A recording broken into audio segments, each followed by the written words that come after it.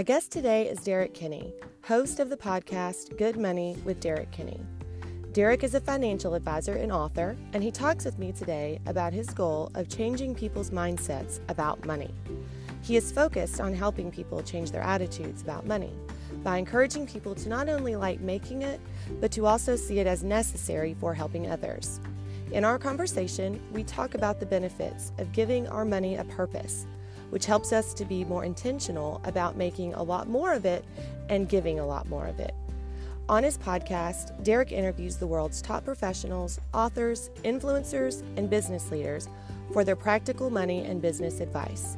I thoroughly enjoyed our conversation, and I'm confident you'll gain a lot of useful information from it as well. And now, here's Derrick Kinney.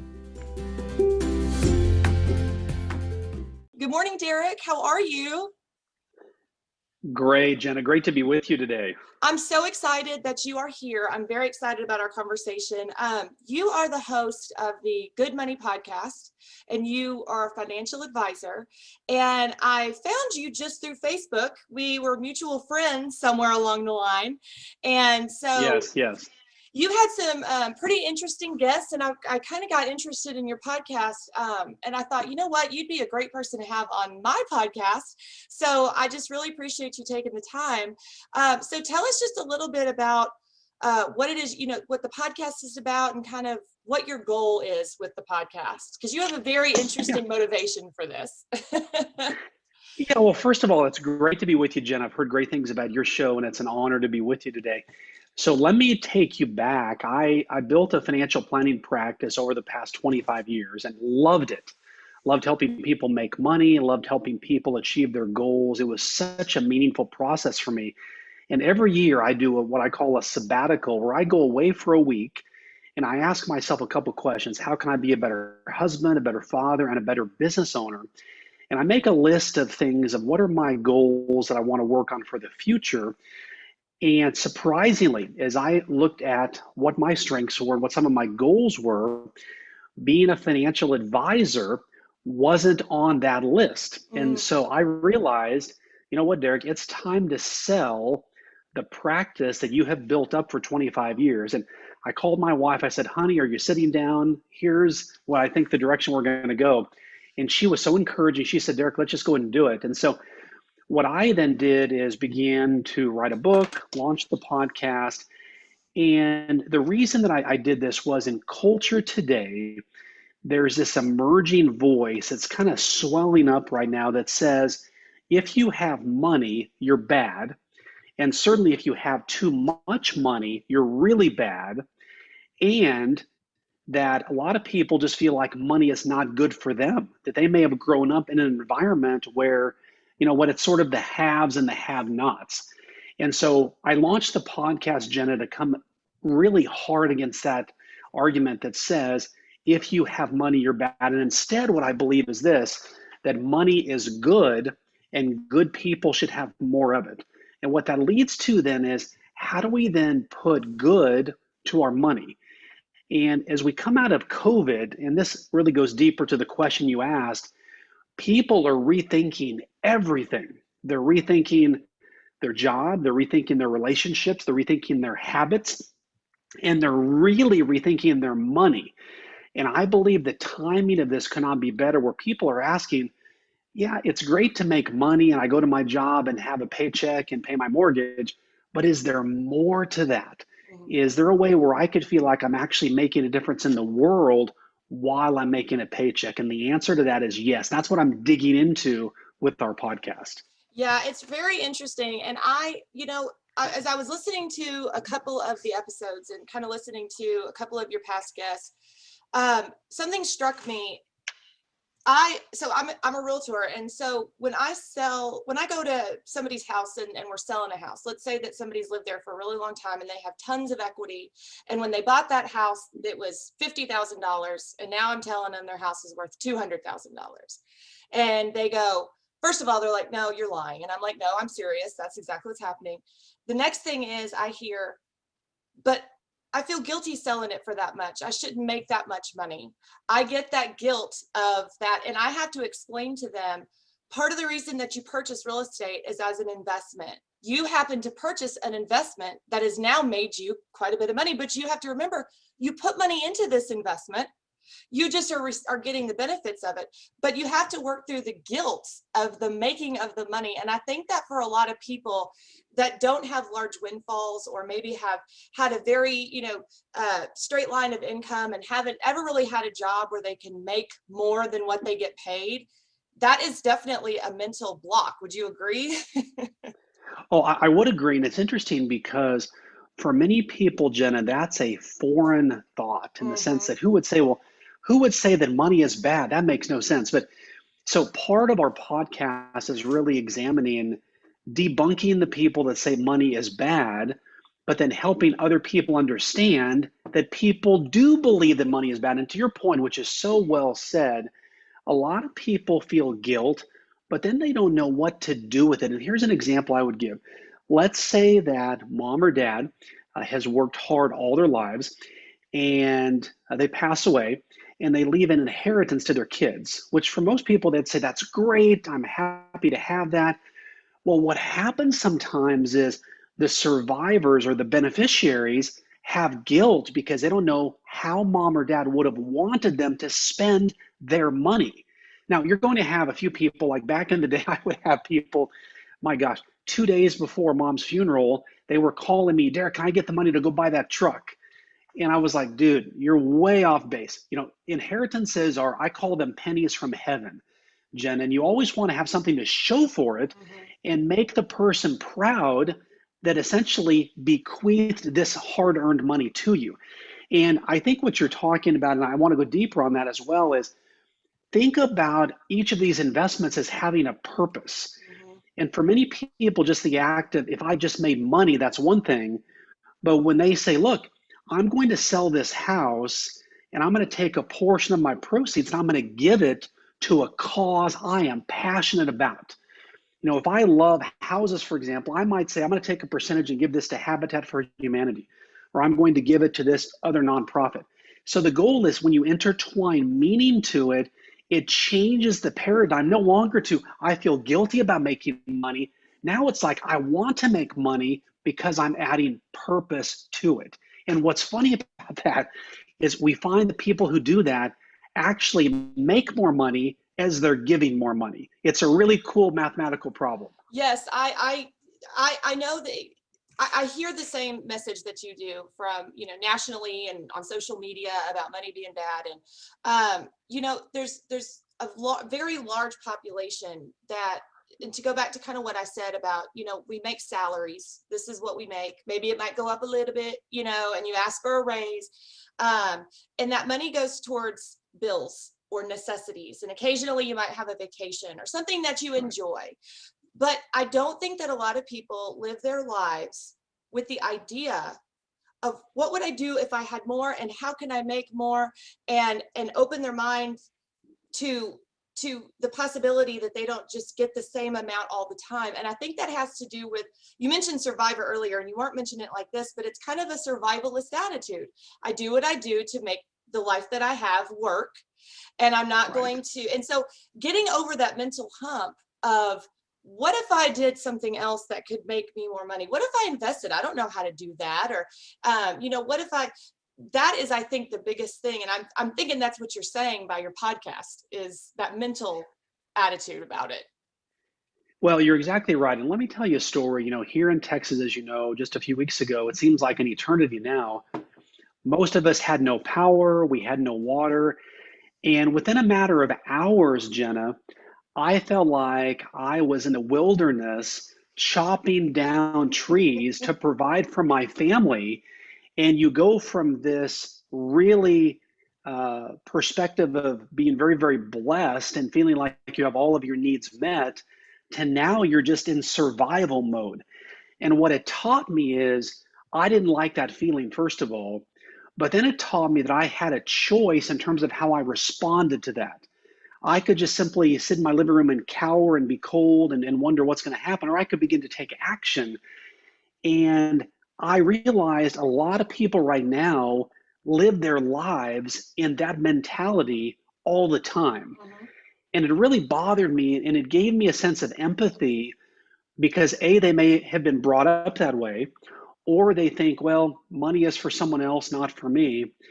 But then it made me realize that daily, even I have a choice to make. And that is, if I'm not putting myself out into the community, into the business world with the products and services that I have to offer, I'm not giving other people the chance to improve their lives. And therefore, if I don't do that, I'm not making money and I'm not helping them make money. And so the whole goal of this is a recognition in people's minds of their own monetary value. That everybody listening right now could ask their friends, people who care about them, hey, what are some things that you see in me that are strengths that I have? And you'd be surprised what they would say. I think so many of us have this wall up that I only do this job. This is who I am. What this business card says is what I'm limited to in terms of my potential and impact to the world. And it's simply not the case. But it's easy to say that, but it's hard to unwind all of that film that's been made of the movie of your life for all these years. Oh, I 100% agree. And to your point, I'll go back to, was it J.V. Crum?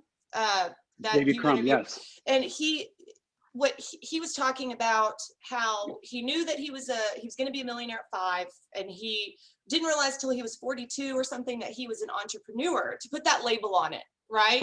And he assumed that when he was 5, that everyone in the world felt exactly the same way, that we were all going to be millionaires. And I started thinking about what I assume that everybody else in the world thinks because of how I feel about something.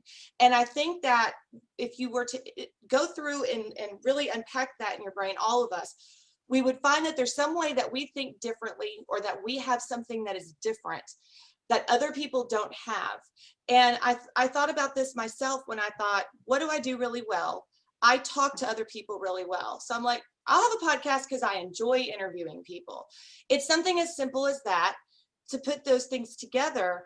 But I don't know that people really take that moment and, number one, think that they're that unique and that they're that special, which is a big problem to jump over. But number two, to understand that not everyone thinks the same way as you. And that's a good thing, because that means that you have something to offer the world that they don't have. That's so true. And, my friend Donald Miller wrote a book called Scary Close. He's a well-known author. And one of the concepts in his book he talks about that really impacted me was that so many of us walk around in our lives thinking that we are a nuisance to people, that we're inconveniencing people. But what if we shifted that and said, you know what? At times. I think we all feel that way. Yes, 100%. That's right. And what he said was, instead, shift your mindset to, people like to be around me, and I'm actually helping make people's lives better.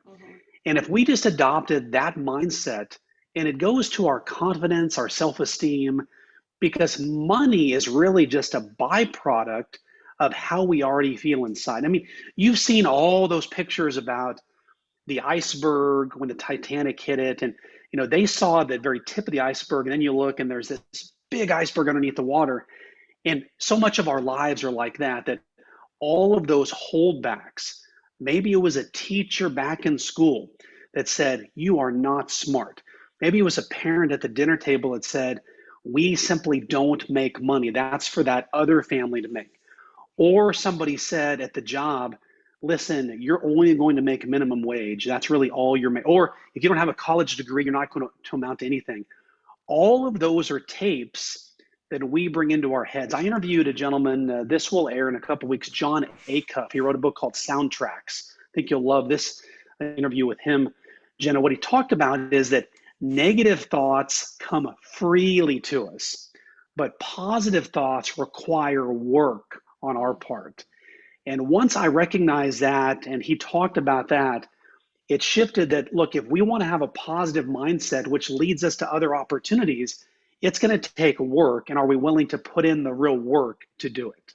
Oh, that is so, so, so true. It's, as you were talking, and I was thinking to myself, it is about changing the messaging. It's about changing the messaging that we hear around us. It's about changing the messaging that's inside. And as you were talking, I was reminded of a conversation I had yesterday with the owner of Bon Air, which is a local air conditioning company.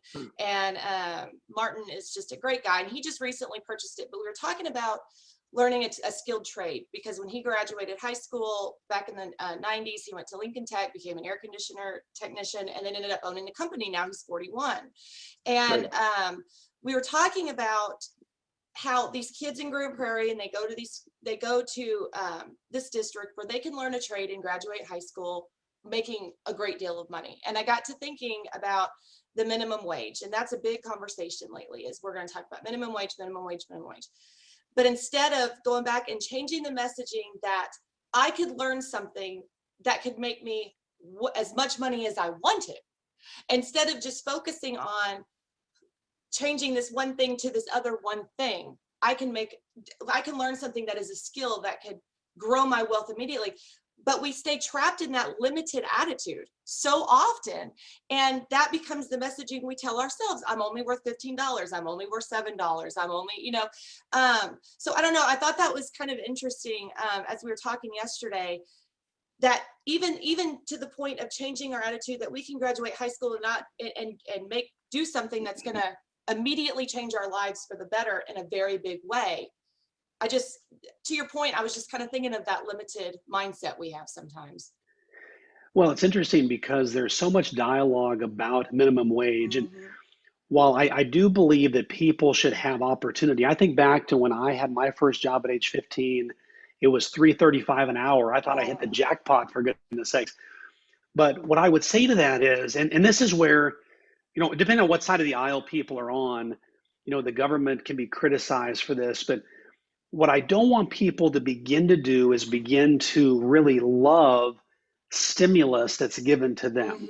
Now, are many people hurting right now? Yes. Do I understand where they're coming from? Yes. Do I know it's hard to put food on the table for many Americans? Yes. But I believe people should not be handed the crumbs off the table. I want them to have a seat at the table.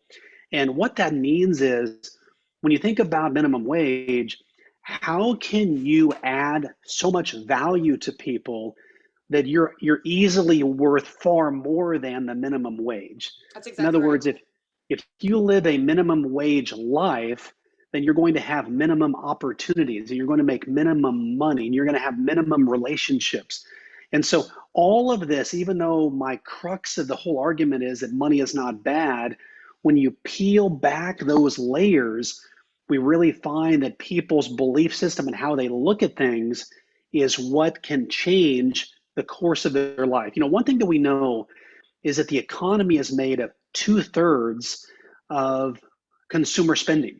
And so how people feel about the economy, how confident they are, how much they believe in the future determines our economy.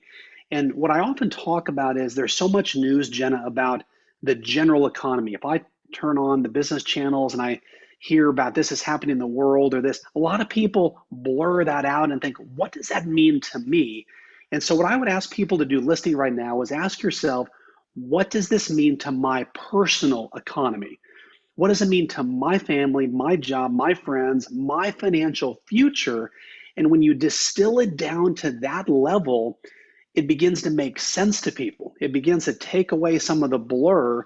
Things get very, very clear and focused, and people can then begin to make an action plan of, wow, so I've got this much in debt, I've got this much in assets. If I begin to make these small changes very deliberately, I can actually begin to make more money. I feel better about myself. And those are steps of making good money right there. Oh, I agree. And you're saying so many things that I'm sure we could probably talk all day long. So I'm trying to pick the points that are most efficient to our conversation. So, this is one of the reasons I started the podcast, was we live in a society where everything is big, everything is overwhelming. The national, news is on all the time. And I wanted people to start thinking, how does my local government impact my life? Well, then I started thinking, does anybody know who their local government officials are? How many of the percentage of the population? Then I got to thinking, How many people know where their mortgage payment goes and their taxes? How does that incorporate? And so I got to thinking about all these things, and I said, we can make this to where people can get as down to the local as possible, because then when you get down to the local and you start learning about your city, then you start learning about the nonprofits in your city, and then you start learning about where you can fit into your city. And so that becomes the purpose. And it also, when I talk to people about, there's a reason why the government was set up and the tax code was set up to where it incentivizes giving to these people, because these nonprofits that are local can do a lot more with the dollars that they're given than the government could ever do with the dollars that they're given. But if you know who those are, then now all of a sudden in my mind, I'm thinking, well, I want to donate to that. And now I'm starting to close in on this smaller sphere around me where I know where I can fit in. I know where I'm not overwhelmed. And you and the one who's talking about the power of who, and I can't remember the author's name, but y'all were talking about Bob Bodine. Yes, you already know everybody you need to know. Yes. And I just couldn't help but think that's exactly right. And if we can get a smaller sphere to understand where you can fit in, I feel like people could actually see where they could make a difference. Whereas if you're talking about the federal government, nobody knows how to make a difference with that, but you can make a difference in your local city. So I was just just to expand on what you're talking about, just make it to where people can get smaller with their intention, and so that they can make a bigger impact. One of my friends, Bob Goff, who I interviewed on the podcast, a well-renowned author, talked about, if you want to change the world, start by walking across the street. And when he said that, Jenna, all of these things are ways for us to examine our own thoughts, because you think about when you hear the word change the world, it sounds so grandiose. I need to have Bezos or Elon Musk type money to make that kind of a dent. And so let me give your listeners just a couple of action steps. I'll tell you a story. A couple years back, I had a client come in the office, and this was a successful small business owner. And I could tell by his body language that something was off. You ever have that friendship where you can just tell that the person is off for some reason? And I said, tell me what's going on. And we were chit-chatting. He said, Derrick, the business is going great, but I'm just not feeling all into it anymore. I'm not motivated. My kids are running it. I go in a couple days a week, but I don't really feel a lot of satisfaction. And so as we were talking, the thought occurred to me, and I said, are there some causes or things that you really find interesting that you would like to give money to or support? And the question really caught him by surprise. He sat back and pondered for a moment, and then he said, my family and I went on a trip overseas a couple years ago, and the part of the country they went to, there was a village there that really had a need for a school building to properly educate their kids. And these kids were just simply not getting educated. And they had said to themselves, it'd be neat to do something like that, but then they just kind of tucked it away and went on about their lives. Well, when I asked him that, it brought it all back, and he said, it'd be really cool if I could do something to build that school. And I said, what if you did this?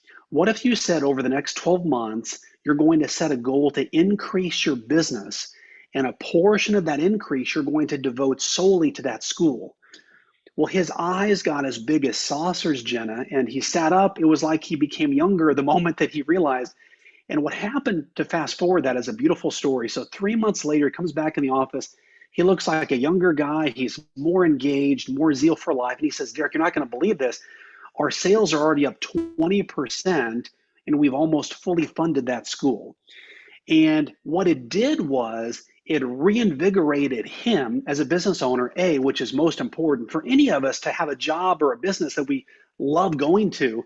But second, he found a way to connect profits to purpose. Mm-hmm. And what he did was he then actually made more money by giving more money. So that was story number one. Story number two is this, and this is where it's just good for business. So those people listening that are sole proprietors, have a small business, listen, people can buy a sandwich, they can buy a mutual fund, they can buy furniture from anybody. How will you stand out as a pillar in the community, helping make people's lives better. And one way to do that, and it's worked for my business over the years dramatically, is by saying, look, I'm either going to support local causes with my business, or when you become a client of mine, I will donate a portion of revenue that I receive to either a cause you get to select or one that we're passionate about. Well, what that does is if I'm interviewing, let's say, 5 people, the person that does that will automatically, assuming that they're smart and talented and competent, you can't lose those things, but they're going to rise to the top because it's all in. Most people want to be part of something bigger than themselves, even if it's just buying a sandwich or buying a piece of furniture. They want to know that one purchase made a difference in the world. So those are practical ways where, look, we always talk about giving. And this is where I want to dismiss this false belief, Jenna. So many people say just give, give, give. And people feel like it's I lose for you to win. And that's the problem. See, the beauty of good money is we're actually pairing purpose with profits. We're putting meaning to money. We're go make money in a lot of it. And by giving more, you're going to be attracting more people who want to work with you. You're going to make more money. You can give more money. It's just this nice cycle that once people realize and recognize it, it really motivates them. And especially coming out of COVID right now, as I like to call it, remake the world, you may not be able to remake the whole world, but you can impact somebody's world. Mm-hmm. And that's when you go home feeling satisfied at the end of each day. Oh, I agree. And as you were talking, I was thinking about Andrew Carnegie. I say Carnegie, and I think some other people might pronounce it Carnegie, but it's weird that I would bring up somebody that was pretty well known as a robber baron back in the day. But he, in his book, what did he write? It was his writings on wealth, and where he talks about not everyone has the talent to make a great deal of money. Not everybody has the talent to create a television, or to put it into common terms. Everybody has a talent, and the benefit of everybody having a talent is that we can all benefit off of someone else's. So if I make a lot of money, it's my responsibility to use that money for the good of the society that I live in. Even the person that created the television, even if you'll never make a lot of money, you can still have a television in your house and benefit from it. And if we start to change that attitude, that it's not about making money just for the idea of making it, it's to use it for the common good of everybody else. And I hate to say it that way, because I don't want it to feel like it's forced. I think a lot of it is if we have that voluntary attitude that we're going to do better for our community around us. Number one, it makes you feel like you have a lot more control over your money instead of it mandating it to go to somebody else. But number two, your attitude is much better, and it makes you want to do it more. And the more that you give back, the better it feels. And then especially in our local communities, you can see the impact of where your money actually goes. And that's a big one too, I think. I completely agree. And let's talk about control, because it's interesting. One of the things that often holds people back from giving is their lack of control. You've often heard the term that charity begins at home. And so many people feel like, look, why would I support someone else? I'm barely making ends meet here. And what I find, and this is very counterintuitive, so hear me closely, when people decide, even if they have very minimal means, to think outside of their own problem, their own box of problems, and look at someone else's box and say, how can I help them? Suddenly an entire shift of thinking occurs. And it may sound very small, but it's actually very, very big. It's a big paradigm shift, because now you take control of that pocket of money. If it's $1, $5, $20, because you're doing that, you're saying, I'm taking my hard-earned money, I'm giving it to somebody else. Now it changes how you think about money. You are the giver of a blessing to someone else. But also it allows people to not just feel like they're the victim anymore. Mm-hmm. And so much of this is a victim mentality that, look, I've made bad decisions in the past. I really screwed that up. People have told me you're never going to amount to anything. What can I do? I'm already 45, 50, 60. There's nothing else I can do. I, again, would just ask people to press pause and then move over to the next button, which is their reset button, and just press it really, really hard. Because the purpose of that is until you stopped breathing, you still have breath to make an impact. And that's what I would encourage people to do. And one thing too, Jenna, which is interesting, there's a lot of people that carry these self-defeating money beliefs, and it goes like this. I didn't make very good money decisions, so what could I possibly teach my kids? So picture this. Mom or dad feels like we either rented too long, we should have bought a house, we've got too much credit cards, we've done some things that weren't good.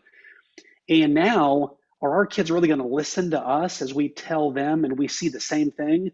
Or are we going to sit back and just say, well, I guess our family's just screwed up with money? The bottom line, and one of my guests, Kelsa Dickey, told me this, and it was so good. She said, Derrick, just be curious together. If you can be upfront with your family about, look, let's just have a family meeting. You know what? We've made a lot of money mistakes we're not really proud of, but we'd be doing you a disservice if I didn't share those mistakes with you. And they can learn from your mistakes and say, you know what? I want to help you not make those mistakes. Let's be curious together and create a better financial future for you than Mom and I had, so that we can all do better together. Your guest, JC Crum, actually, he said, my mom, when I was little, used to tell me whenever I'd ask for a candy bar that we just didn't have any money for you to buy the candy, to get the candy bar. And I thought to myself, how often is the reason we give our kids for not having something that they want, that we don't have any money? And instead of, we don't need a candy bar because you literally just ate lunch and you already had dessert, Right. Instead of explaining it in a different way. And I think that, I would assume that for people that are, lower socioeconomic status, I'm a single mother, myself. So it's like, as a single mother, when you have limited funds, you think of everything in terms of what you don't have in funds, instead of changing the conversation with your kids that there's reasons we don't have things, but it's not always because we don't have money. Sometimes it's not good for us. But I think, kind of thinking about what you just said, having those conversations differently with our kids, because what are we telling our kids constantly when we say we don't have any money, we don't have any money, it's limiting them and their attitude about money as opposed to something else. I think that's a really good point that you made about that, and just changing that messaging and having those conversations with our kids, but also, understanding what we don't know and being curious together is such a great point. Well, and it just makes sense because, let me give you an example. When I come home from the office, which these days is upstairs, and I walk downstairs, working from home, which I love. If I talk to my family about, we go around the table, how was your day? And I say, oh, I had a good day. My kids will give me a little bit of attention, but if I say, you know what, guys, I really screwed up today, suddenly they're all ears. Jenna, I couldn't pry them away from, what's Dad going to say? Dad screwed up? How good can this be? And what I think people miss out on is the power of the screw up. And you want to make sure that if you screwed up, you share that when it's appropriate with your kids, with your family, because number one, it humanizes you. So much of our lives are spent placing this aura around ourselves of this persona that we want to be. And a good friend of mine told me many years ago, he said, Derrick, remember this, people like imperfect people better. And when he said that, it just caused relief to come over my whole body. Think about this. When you go to a friend's house and there's a couple dishes in the sink, maybe a pillow is not puffed exactly perfectly, do you feel more at home than when you go and you feel like you're in a sterile environment? That's what we're talking about here, is simply assess where you are right now with your money, good or bad. Just like if you go to the doctor for your yearly physical, an x-ray shows here's where you are right now.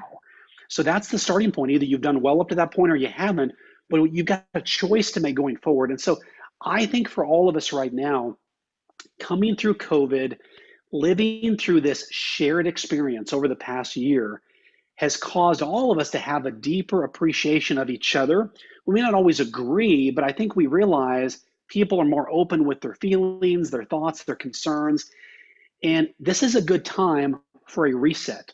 Companies are thinking about how do they handle their employees? Do they work from home? Do they come to the office? How do we pay them? And it's a good time to say as a family, you know what, we want to be a giving family.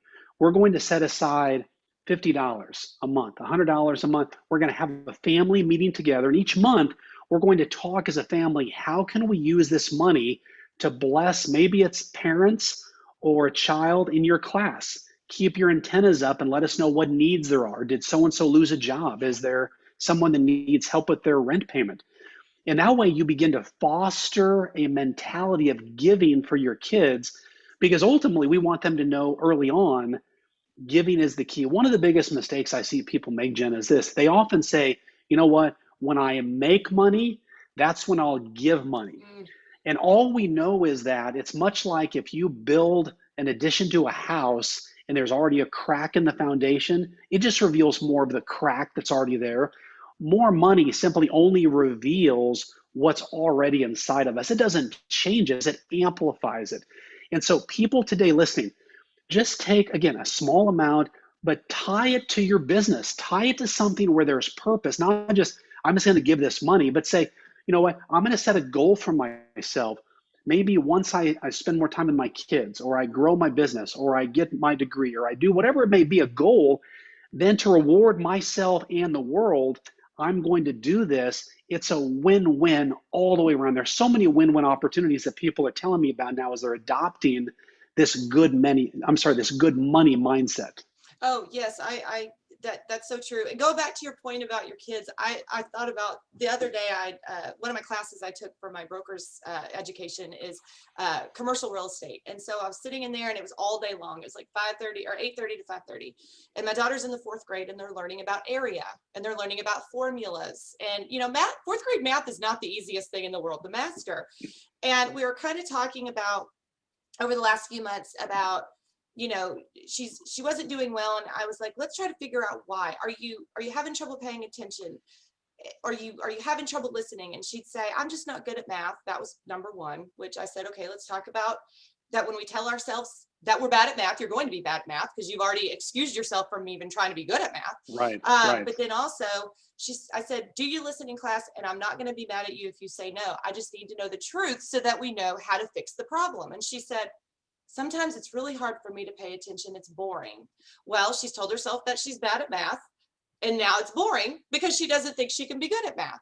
So it's all these things connected. So we're sitting there doing, you know, we're working on homework, and I go into this commercial real estate class, and we spend an hour and a half talking about how to calculate area and how to calculate square footage and how to calculate how much we charge people and how much money we make if we sell it.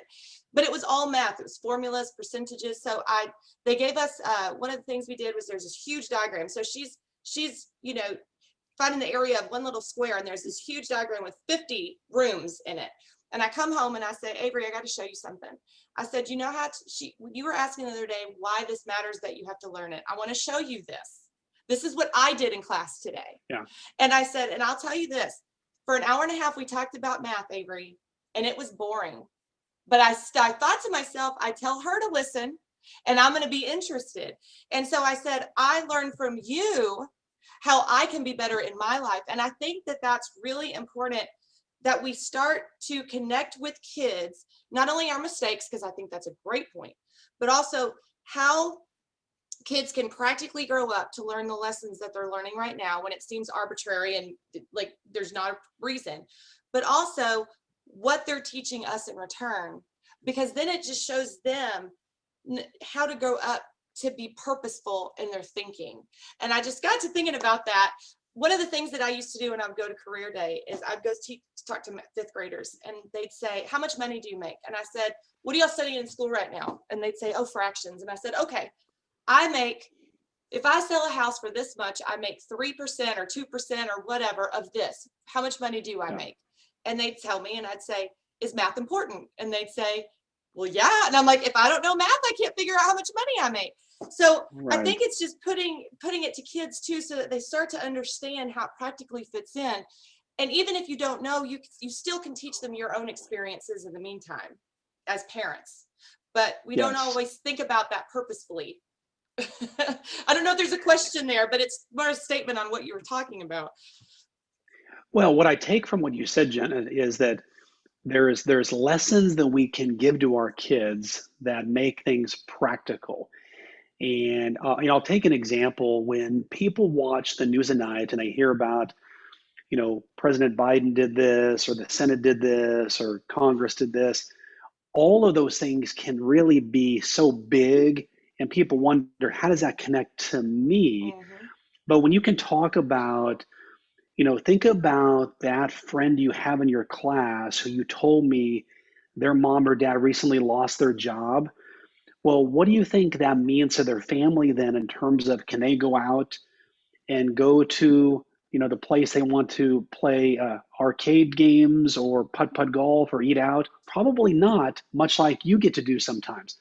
So what could we do to help them in that situation? And then involve the son or daughter in helping brainstorm some practical ways. Our family, just pulling back the curtain a bit, we love to send an anonymous cashier's check to somebody or drop $20 in a mailbox. All those things are easy to do, but it makes sense to kids. Oh, it certainly does. It certainly does. But I think that's important. The other thing I wanted to touch on before we have to, I know we only have a couple more minutes. I think that people engage in money practices and concepts that they don't really understand they're engaging in until, like, kind of talking about, how JB was talking about how he didn't realize he was an entrepreneur until he was 42. I was listening to a podcast. It was a rapper, and I can't remember who it is. He was talking about how he was raised in the projects, and he started to sell his dad had a candy shop, and his dad started selling candy bars, and he was explaining how he would do this, and he was talking about money. But as he was explaining how he was selling candy bars, and he knew how much he made off each candy bar, and he knew that if he sold this through this other person, he would make a little bit more money, because if he sold a lot at the same time, basically he was explaining exactly profit and loss. He was explaining that, but he did not realize it. And I wanted to yell at him as he was talking. You're talking about this, you just don't know. And I think if we can connect even to people the concepts that they're already doing, I think sometimes that's an aha moment where they're like, oh, I do think that money is good. I just haven't had that internal dialogue in that way before. Right. It's interesting, because when I think about today, we think about Jeff Bezos, Elon Musk. Some of them had their net worths double during the pandemic. Mm-hmm. So it's no surprise that they are not immune to big criticism. When we have people losing their jobs and taking a really back seat financially to some people moving ahead financially. And as I think about this, a person can choose to yell and scream and accuse and say, look, you have too much money. You need to share that money with the rest of us. That's one option. But again, that leads to a diminishing return, much like a stimulus package. Well-intended, but here's money. Once it's spent, the person is really back in the same boat in many cases. Again, that's where my heart breaks for them. So if we then press pause, press reset again, and say, what are some things that Elon Musk and Jeff Bezos have done, or other successful people, that I can then begin to do at the local level here? I can waste energy accusing, criticizing, or I can say, look in the mirror and say, Derrick, what can you do to really begin to make your life better and those around you better? And that's what I'm choosing to do, and I want to educate people on. Because listen, Bezos has faced trials. I mean, Amazon is a company, if my doorbell doesn't ring twice a day, it's a slow day at our house. Because there's an Amazon truck, a FedEx truck. I mean, credit to him for building a service that gets us things so quickly. So I choose to say, hey, thanks for that. I'm going to use maybe what I buy from Amazon to go make more money. And, I'll share a tip with you too. I mentioned this on a podcast recently, episode that I did. When you buy a book, there's a game that I play where I buy a $20 book. And the game I play is, can I make at least $1,000 or $2,000 out of the ideas from that book? Oh, what a great idea. Well, what I like to do is, as I read the book, I actually tear the pages out of the book. And those are the pages that I will implement from that book. And I know this may sound like heresy, but I will then either throw the book away or put it on the shelf, knowing I will never, ever open that book again because life gets in the way. But what I do is I will take the pages I tore out of that book and I will honor that author by taking their ideas and making money so I can then give more money. And I ask myself, as an author myself, would I be offended by that? Would I be offended that somebody tore stuff out of my book and threw it away? No, I would be proud that somebody took pages out of my book, that they took my ideas and implemented them and did what they wanted me to do. So all I would say is this, the ideas are out there, Jenna. Yeah. If you go to Barnes & Noble, you go to Amazon, the bookstore, money-making ideas are on the shelf. Just pick the lane that you're most comfortable in, that line up with your gifts and talents. And that's really the first step to supercharging your ability to begin making good money. That is such a great point. And, books aren't not the book that has the value, it's the ideas in the book that have the value. So, yes. And that's such a great point. Well, Derrick, I know you need to go, but I just really appreciate you being on today. I could talk to you for a lot longer, but I know, and I love listening to your podcast. And where can people find it? Yeah, so on Apple, Spotify, wherever you get your podcasts, just look up Good Money. It's right there. You can also connect with us on Instagram at Derrick, Derrick, the letter T as in Tom, Kinney, Kinney. But definitely check out the podcast. Our goal is to help start a good money revolution where people make giving money the in thing. And I will put links up on this episode, and I just really appreciate it. Derrick, have a wonderful day. Thanks, Jenna. Thanks for having me. It was a real pleasure to be with you today. Thank you. Thank you. Bye-bye. Bye-bye.